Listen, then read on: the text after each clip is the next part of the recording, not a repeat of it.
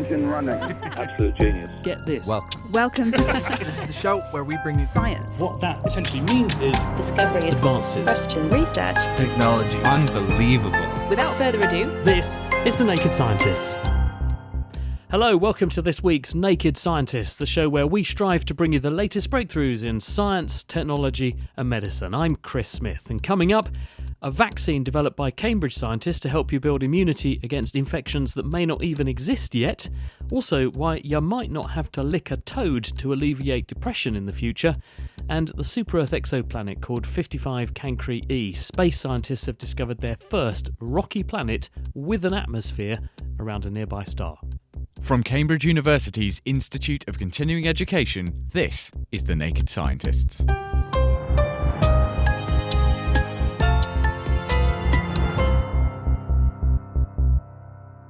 We begin this week with research from the University of Cambridge, where scientists have developed a new vaccine technology which they believe could provide protection against a range of new coronaviruses, including those that may not even exist yet.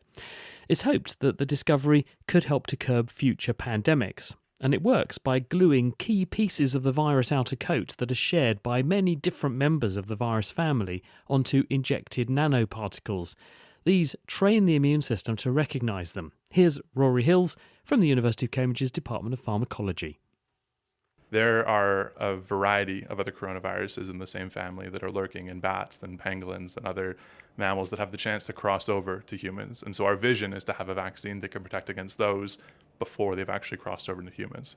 One scientist scarily told me during COVID that there are probably as many as 5,000 members of the coronavirus family, quite a high fraction of which might jump the species barrier. So you're pushing on an open door, I'd say. How do you do it? So we use a protein nanoparticle as the basis of our vaccine, and then we attach parts of different viruses to that same nanoparticle. The trick is we create a mosaic of all these different viruses, and when you immunize with that, you train the immune system to go after the parts of those viruses that are shared. And if we can train the immune system to go after those shared parts, we can protect against all of those viruses we have on the vaccine, but also against ones that aren't present and are just related. Because those things, even though you've not seen them, have still got that same core part that those other things you did train the immune system on had. And so you make a response that indirectly protects you against those. Exactly right, yes. Didn't some people argue that during COVID that was sort of naturally happening, in the sense that there were some people who didn't get the virus or didn't get it badly, and they made the case that those individuals had perhaps had one of the other common coronavirus infections and made a response to it that happened to protect them because they'd made a response to some of the bits that those other common coronaviruses share with the SARS-CoV-2 virus that causes COVID. That's my understanding, yeah. So of the 7 coronaviruses that infect humans, 4 of them cause the common cold. And there are regions of those spike proteins on those common cold coronaviruses that can provide protection against SARS-CoV-2. So when you're trying to make your vaccines, how do you spot the bit that you're going to put onto your nanoparticle? How do you say, well, I'm going to have that bit and that's going to be a really good bit to go for? So we have been very conventional in that approach. We've just used the receptor binding domain of the spike protein, the RBD, and that's the tip of the spear. And that this is on SARS-CoV-2. On SARS-CoV-2, yes, yeah. So then we've taken that same protein on all of the other coronaviruses. And then the trick is we haven't necessarily gone through and tried to pick out the parts that we're trying to target. Just by the nature of having these 8 different proteins on the nanoparticle, we train the immune system to go after the parts that are shared. So we don't have to know going in what those parts are. Does it work? It works remarkably well. It works better than we were initially anticipating. When we immunize animals with our vaccine, we end up getting responses that are neutralizing against the viruses included, and then also viruses not included. In fact, I've created a version of our vaccine that doesn't have COVID, doesn't have any closely related viruses to COVID, and we're still able to get a very strong response against COVID with that vaccine. So you mentioned you vaccinated animals. So you put this in and they presumably make antibodies. How do you then make sure they're protected against this range of viruses?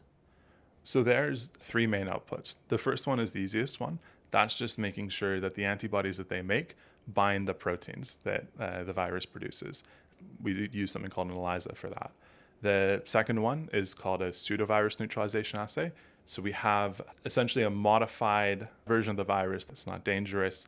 It just carries the single protein from a coronavirus. And we look at that ability to infect human cells in a dish when we add sera from mice that we've immunized with our vaccine. And that's got the antibodies in it, that sera. So you're then able to say, well, look, if that blocks that, then were that in the animal for real, they would be protected. Exactly. And the third way is that we take the actual COVID-19 virus and look at its ability to infect human cells in a dish. And we look at the protection that is conferred by the antibodies that we've raised in mice. And that works? It works brilliantly, yeah. And I think if we think much more long term, the vision is that you could have a library of pre-existing vaccines that protect against a group of viruses, have them validated for safety and efficacy and on the shelf ready to go in case of a future pandemic. People have been trying to do this for flu for decades. When I was a medical student, people were trying to do this and make the uni-flu vaccine. Can you now turn this on challenges like flu? I mean, that's certainly something that we're really interested in. And I think it's something that we definitely want to strive for. A universal flu vaccine is a very substantial challenge. Flu has been with us for a very long time. It's diversified incredibly. And it's not just a matter of getting antibodies to bind. We also want to have them actually able to neutralize the virus. So You're saying flu's a harder nut to crack? I think so. But he has done very well with coronaviruses so far, hasn't he?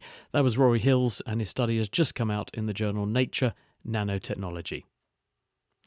In 2022, the US National Park Service were urging people to please stop licking Sonoran desert toads. The warning came because the amphibians, which are frequently also called Colorado river toads, secrete a venom from glands on their back that can ward off predators. But now, a new study published in Nature suggests that a modified version of the venom might prove effective for treatment-resistant depression and anxiety symptoms that don't respond to traditional antidepressant medicines. Up to 1 person in 3 meets this definition, but not everyone can tolerate the hallucinogenic effects. The researchers suspect that the toad chemical is activating 2 different brain pathways, one that produces the hallucinatory experiences, while the other is the depression buster. So they've modified the molecule to lock on to just the desirable one. David Nutt, a professor of neuropsychopharmacology and chair of drug science at Imperial College London, works on very similar research in his lab, so we asked him to take us through the new results. Well, there's a great need for new treatments in psychiatry. There's been very little innovation from pharma companies over the last 20 years. The biggest and the most exciting development has come from academics, like my own group, using psychedelics. And there's really good evidence now that these can lift depression where other treatments have failed. Now, there are different sorts of psychedelics. There are sort of classic ones that people have heard of, like LSD. But there are others, popular with aficionados, but not so well known. And one of them is a molecule called 5-methoxy-DMT, which comes from, amongst other sources, the Sonora desert toad. The toad secretes this molecule, probably as a deterrent to other animals eating it, because they get quite powerful hallucinations. Now, 5-methoxy-DMT has been known for some time to be a powerful hallucinogen in humans. And like other psychedelic, serotonergic psychedelics, LSD, psilocybin, DMT, it has a potential utility for the treatment of depression. But there is a lot of concern amongst investors and to some extent amongst some patients that a psychedelic trip might be challenging, particularly depressed people. And when in fact it is, there's no question. So there is a feeling that if we could get the therapeutic benefit of psychedelics without the trip, that would be a major advance, which of course it would. Do you think it would be possible to divorce the two? Do you have to have the psychedelic element to get the therapeutic depression-busting element? Or are they mediated through 2 different routes in the brain and it's just because the molecules activate both, you end up with both, but you don't need both? Well, that's the hope. My own personal view, and certainly our own research supports this, is that the magnitude of the psychedelic experience is predictive of the outcome, but I cannot prove that. And one thing that is clear is the pharmacology of psychedelic drugs is not just at the serotonin 2A receptor, the psychedelic receptor. There's also an activity through another serotonin receptor called the 5-HT1A receptor. And we've long known that this receptor is involved in the brain circuits relating particularly to stress. And in fact, it's very likely that the antidepressant effects of classic antidepressants like the SSRIs are mediated through enhancing activity at the serotonin 1A receptor. So it's a different kind of antidepressant effect with some unwanted deleterious actions like some blunting of emotions, but it's unquestionably a target for antidepressants. So, what did they do here to try to shed a bit more light on this? Well, what they're trying to do, as many groups are, is to try to get an antidepressant effect through these current hallucinogens, psychedelics, without having hallucinatory effects.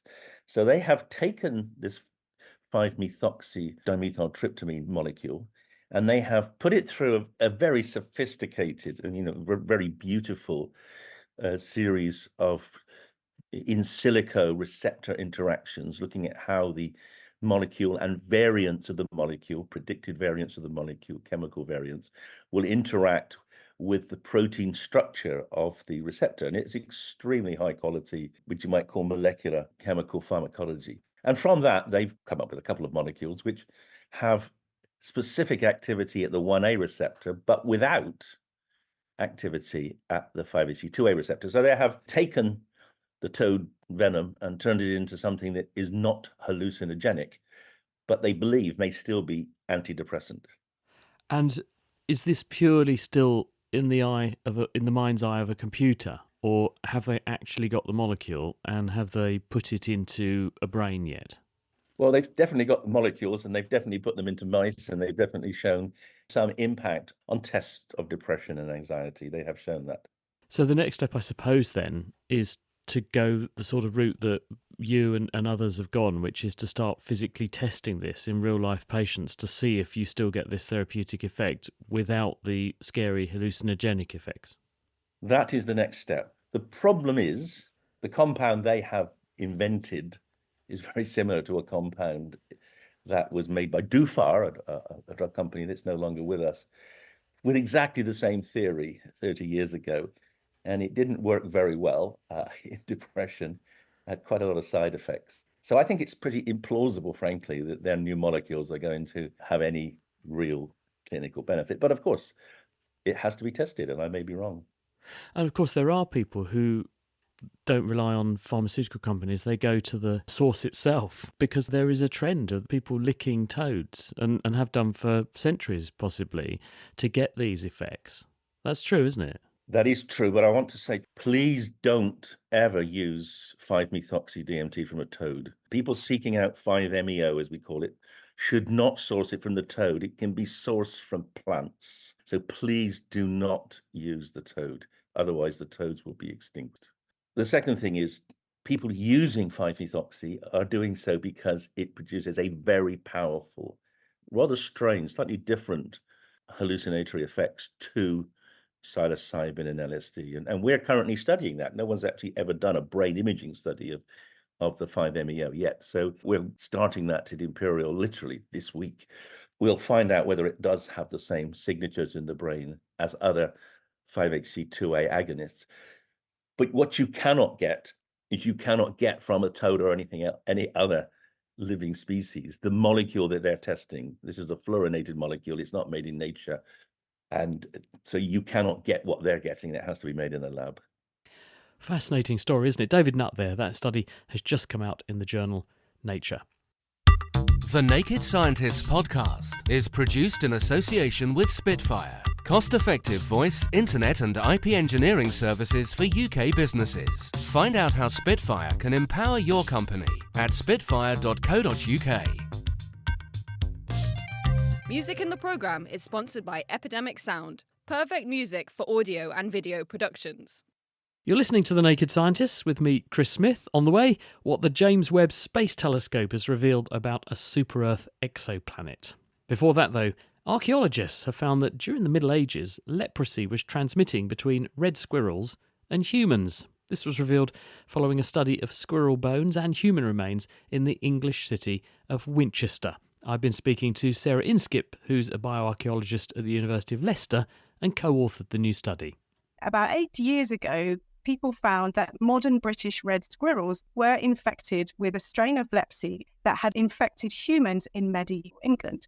And we were really interested to try and find out how these modern British red squirrels effectively had a strain of a disease that hasn't really been seen in England for about 200 to 300 years. In order to answer this question, we needed to go back. Well, where did you go back to and how far back? We went back about 1,000 years, and in particular, we looked at medieval Winchester. One of the reasons why we chose Winchester is because it had a large leprosarium. So this is a hospital that was set up to care for individuals that had the disease. At the same time, we also knew that there was within the town a fur traders' street where there were the archaeological remains of lots of red squirrels. So we picked this place because we had circulating leprosy in humans, and then we had the opportunity to look at, well, is it also circulating in the red squirrels at this time, and is there possibility for transmission between the two? Were squirrels very much part of the fur trade back in those days then? Yes, it's actually really strange. We don't think of squirrels as being sort of important fur animals, but they were really important for over 1,000 years in England in terms of lining garments. People would line them up, the white to the grey, to make these very pretty sort of fur-lined trims. And so, yeah, it was far more important than I even thought was possible. So your theory would be that the squirrels are brought in and what the leprosy is in the squirrels that get used for their fur, or that just the fact that they are around humans and humans have got leprosy, it got into the squirrels from us. Do you know which way round it was likely to have been? This is one of the really important questions, and actually we don't know which way round it would have occurred because people kept them as pets as well. At some point, someone would have been working with live squirrels to get the skins processed, and then people would have been working with the skins to make it ready for a garment. Each one of those would allow transmission in both directions as well. We still want to try and find out. So what did you have to work with from ancient Winchester, and how did you study it? So from Winchester, we had access to the individuals that had leprosy within the leprosarium. And it's quite a big leprosarium, and it has individuals that span a number of years. And we were able to extract their teeth and look in the pulp chamber where you have the blood that circulates in and out of teeth. We were able to look for the DNA of the leprosy-causing pathogen within that chamber from the humans. But from the squirrels, we were limited to a farrier's pit. And a farrier's pit is a fur-traded pit where they're processing the fur. They remove bits that they didn't need, and that was the hands and feet that often get stuck to the fur. The human side was fine. We had plenty of material, but we only had hands and feet of squirrels to do this. And for us, it was phenomenal that we were able to recover the bacteria that causes leprosy infection from these tiny, tiny bones. We were really, really lucky. You were looking for the DNA of the Mycobacterium leprae, the bacteria that cause the disease. Yes, exactly. So, yeah, leprosy is caused by a bacterium, and that is Mycobacterium leprae. And we were specifically looking for the DNA of that organism to be able to show that that person or that animal was infected with that bacteria. How does that prove, the fact you've got the genetic code, that one organism was giving it to another, i.e. the squirrel was giving it to the human or vice versa? So we can look at the DNA, and you can think a little bit about family trees, for example. And so we can look at specific segments or parts of the code to see how similar they are between the bacteria that's in the squirrel and the bacteria that's in the human. And we can compare that to all of the other sort of published strains of leprosy bacteria that exist. And what we found is that, I guess, the codes were so similar between the medieval squirrels and the medieval people of Winchester that we can say that there is the same sort of strain circulating between the squirrels and the humans. And what was really interesting is that when we looked at the bacteria that's infecting the modern squirrels, it was distinct enough that there is difference between them. And that actually suggests that it was a different transmission event that modern squirrels have the leprosy from. So for us, it was really cool because we were able to show that not only has this transference happened between human or squirrel and human, it's happened more than once because there's enough differences in the code between the modern and the ancient squirrel. And I suppose, as well as being an important historical message in this, there's also a modern message because we see very similar things with bird flu and with coronaviruses, don't we, where there's a possibility of a two-way street, a trafficking of infection between animals and us. There is a precedent for this. Leprosy was not present in the Americas until the Europeans went over there. And it got into armadillos in the Americas, where it is still today. But we also know from work on the genetic material from those infected armadillos and the people that do pick it up, that they have picked it back up from armadillos. There's been enough change in that code while in armadillos and then appearing in humans. So we know in that case that it's certainly gone from human to armadillo and back to human. And so in our research, we show this potentially with squirrels. The key message here is that perhaps in places where leprosy is proving difficult to eradicate, we need to maybe go and look at some of the animals that are in the local areas to see if they are acting as hosts for the bacteria, so it is able to keep coming back into the human population, or the human population reciprocally can keep infecting them as well, and you have a sort of circular dynamic that goes on. So you think there might be a reservoir species where we still see, because there's something like 250,000 cases of leprosy around the world every year, isn't there? Everyone thinks it's gone away, but it is still prevalent in some places, and you think that perhaps it's worth a look in nature because there may well be a reservoir, something like a squirrel might be harbouring it and injecting it back into the humans locally. Yes, absolutely. So for a long time, leprosy was thought to be a human-only disease. With the exception of armadillos, they have a slight quirk in their biology that seems to make them susceptible. So the fact that we found them in effectively what is wild squirrels potentially does suggest that, okay, it does infect more animals than just us, and they may act as a reservoir for this disease. So it could be other rodents, it could be other mammals. So it's certainly worth exploring in these areas where there is eradication efforts, but perhaps it's proven to be persistent. Amazing what history can still tell us about modern day problems, isn't it? That was Sarah Inskip, and her study has just come out in Current Biology.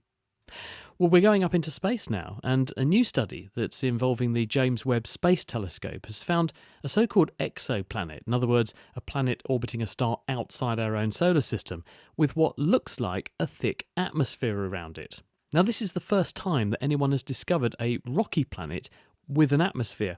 And to find out more, I went to meet Matt Bothwell, public astronomer at the University of Cambridge, and asked him to take me through what the new paper shows. So astronomers for the first time have found an atmosphere around a rocky planet using the James Webb Space Telescope.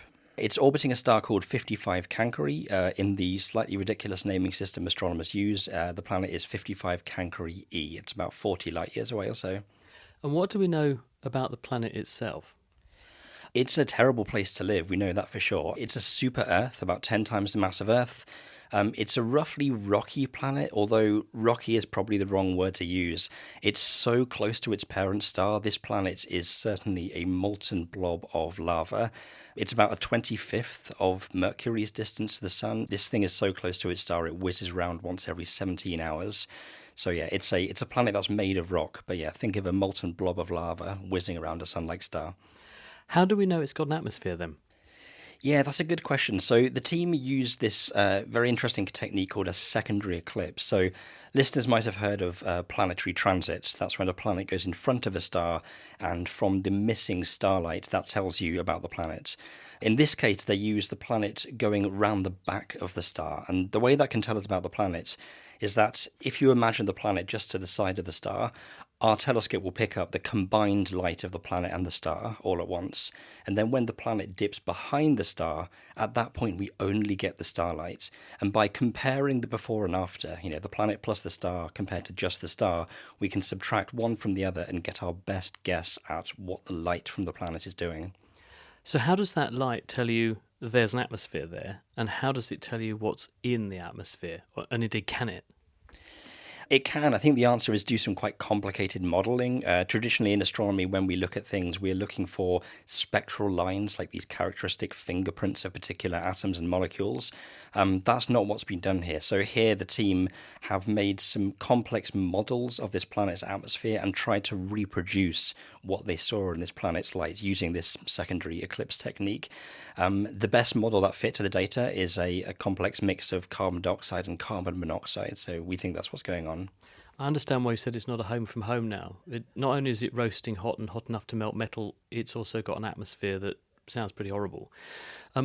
Why then should we be excited about this discovery? Well, I think it's still incredibly cool that we have been able to find an atmosphere around a rocky planet.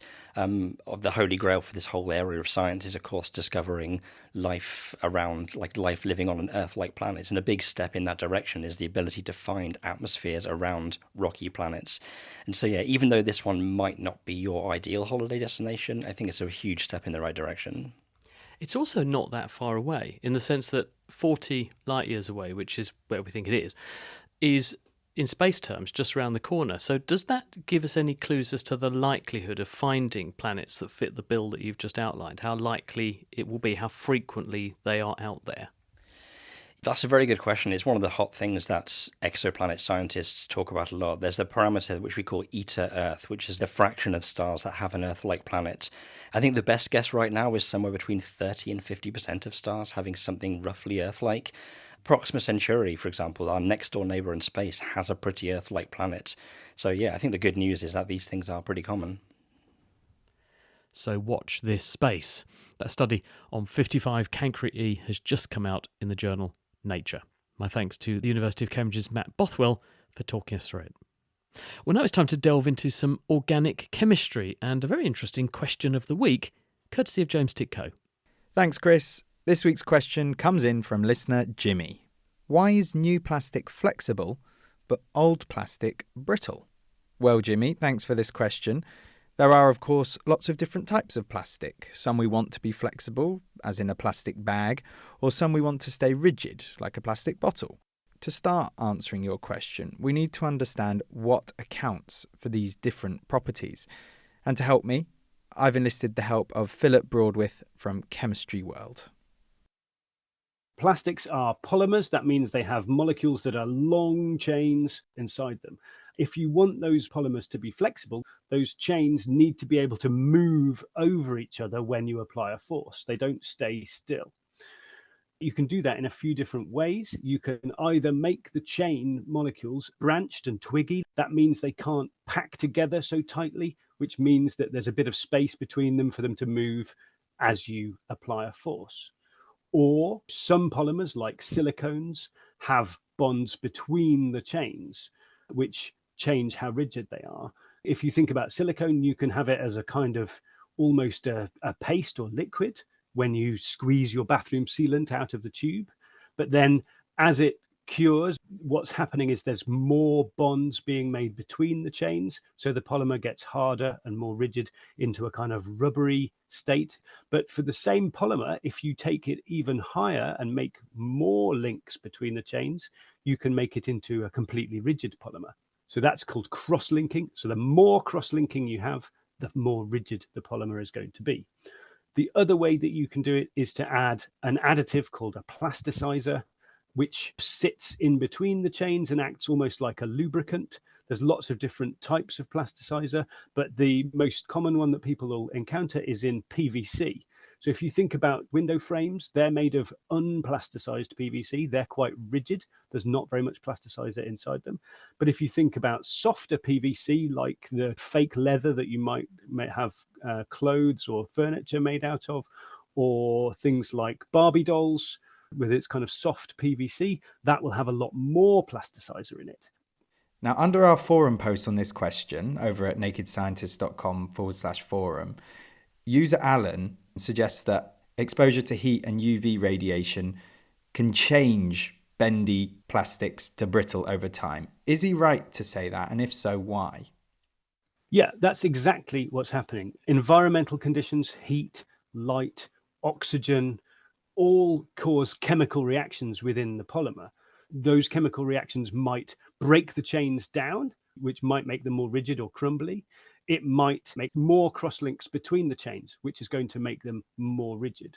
Or it might evaporate or leach out the plasticizer molecules. We had a feature in Chemistry World recently about preserving Barbie dolls, which are made of PVC, which has a plasticizer in, and they have all sorts of problems with the plasticizers coming out or the materials degrading. So if you want to then preserve those plastics, it's quite a challenge. Are all plastics susceptible to this loss of bendiness over time? Well, most flexible polymers will tend to become more rigid over time because they will age, but sometimes that's not the problem. Sometimes you can go the other way. The way the polymer degrades will make it more kind of sticky or more flexible in some ways. And there's quite an interesting story on that, which is in the 60s and 70s, there was a musical instrument called a clavinet, favorite of Stevie Wonder. If you know the song Superstition, that riff at the start, that's a clavinet. The hammers that hit the keys in that instrument, it's a keyboard, were tipped with a rubbery polymer. And over time, that polymer would become more sticky, and that changed the sound of the instrument. It went from a more hitting the strings to a slightly sticky plucked sound, which sounded slightly different. And there were various jazz musicians and some people who really preferred that kind of sticky plucked sound. So they would start to seek out instruments where the hammers had degraded enough to make that sound. Chemistry and music history here on Question of the Week. Thank you so much to Philip Broadwith from Chemistry World and Jimmy for the interesting question. You can find links to some of the stories mentioned in this piece over on our website. That's nakedscientists.com. Next time, we'll be answering this question from listener Daniel. He asks, how do we know for sure that the laws of physics that humans have set down in ink are the same laws of physics that another civilization might have on another planet? Thank you, James. Now, that is one big question I can imagine will spark quite a conversation over at the Naked Scientist Forum. You can go there at nakedscientist.com/forum, where they'll be discussing that and similar questions. Do please sign up and join in. And do be sure to drop us a line, of course, if you have a question of your own. You can submit that to chris@thenakedscientist.com. Meanwhile, don't forget that the Naked Scientists do rely on your generosity and donations to keep us on the road. So if you would like to support the work we do here on the programme, you can do that very safely and easily. It's at nakedscientist.com/donate, and we will be very grateful for anything that you can spare to help us. That's all we have time for this week. Do join us again on Tuesday when we're going to be taking a closer look at language and the science that goes with it. The Naked Scientist comes to you from the University of Cambridge's Institute of Continuing Education. It is supported by Rolls-Royce. I'm Chris Smith. Thank you for listening, and until next time, goodbye.